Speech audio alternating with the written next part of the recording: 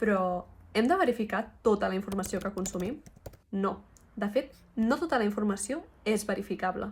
Veiem-ho. Un fet és una experiència real o una cosa que tothom coneix com a verdadera.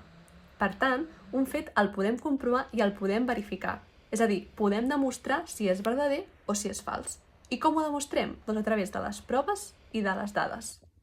Per exemple, podem comprovar el fet que l'aigua bull quan arriba als 100 graus agafant un termòmetre i submergint-lo a l'aigua.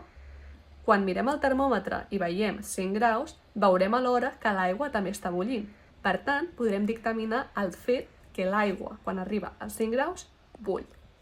En canvi, una opinió és la visió personal d'algú sobre una persona, una situació o una experiència. I aquesta opinió està influenciada pel seu criteri personal, pels seus valors, per les seves creences. Per tant, una opinió no es pot verificar.